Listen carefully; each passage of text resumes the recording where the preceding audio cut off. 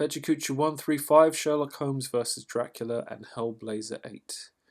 I could have called this week Plot Hole Week. The two of the things I've enjoyed reading this week, or reading and watching, contained plot holes in a way that I don't typically see.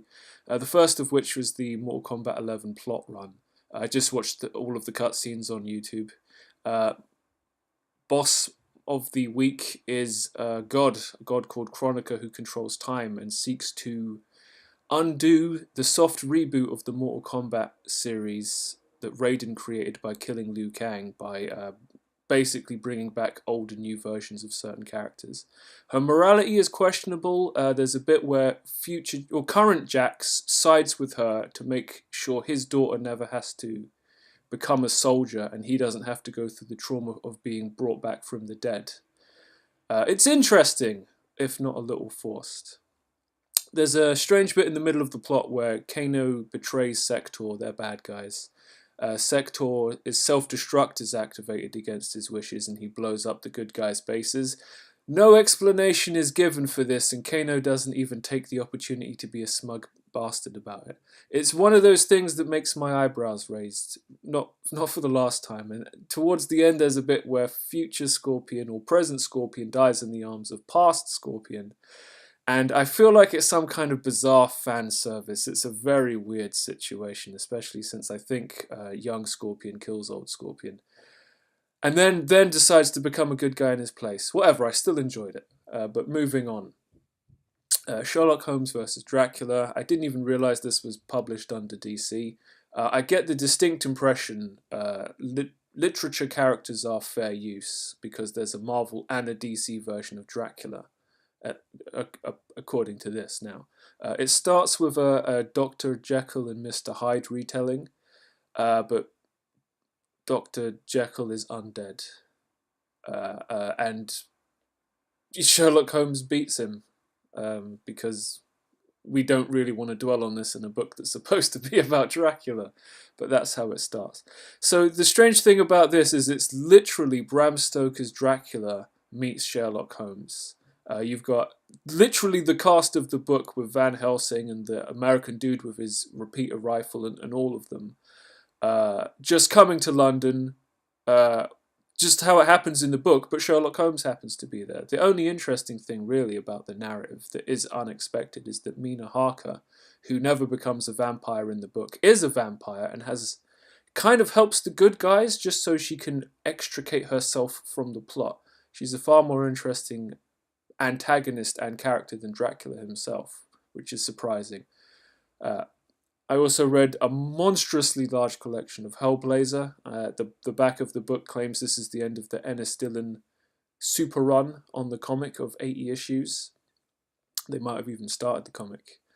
Like I've said before, I've never read a bad Hellblazer. They're not all as good as each other, but I've never read a bad one that continues.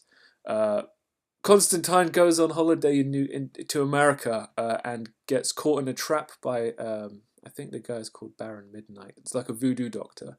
And he basically ends up in like a hellish version of America where he meets JFK, who doesn't want to acknowledge that he's dead. And JFK has a wonderful... While this is going on as well, on the right side of the page, I should say, John Constantine's body is still where he left it. He ends up in a halfway house with a bunch of degenerates, and here you see one of them pissing on his face because this is how Garth Ennis writes comic books. The JFK seeks to get to the White House.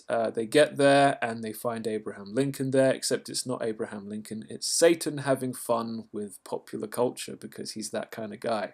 Like I said, this is how Garth Ennis writes his books.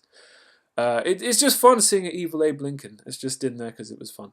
Once Constantine extricates himself from this situation, he bumps into his dead friend Brendan, who he got out of literally a deal with the devil at the 11th hour, and that is the reason why Satan has a hard-on for claiming Constantine's soul.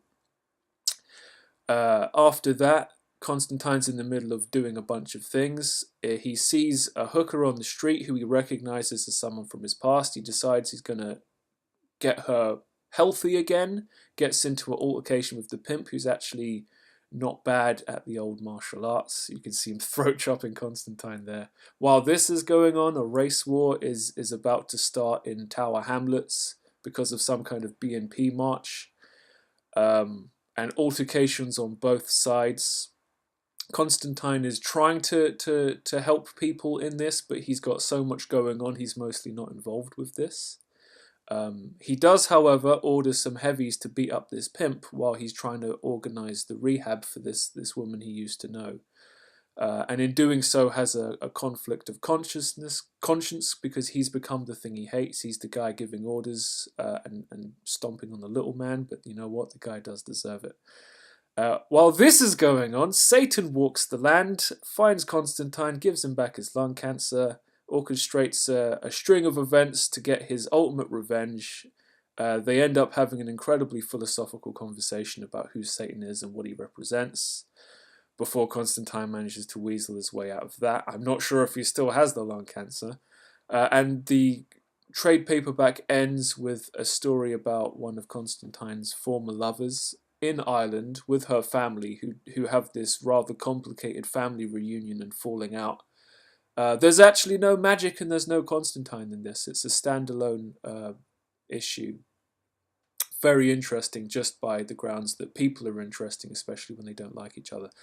Sad Clown of the Week is Vlad Tepes' Dracula as depicted in Sherlock Holmes versus Dracula. He's just a boring one-dimensional Scooby-Doo villain, and it hurts me to see this guy used in such a half-assed way.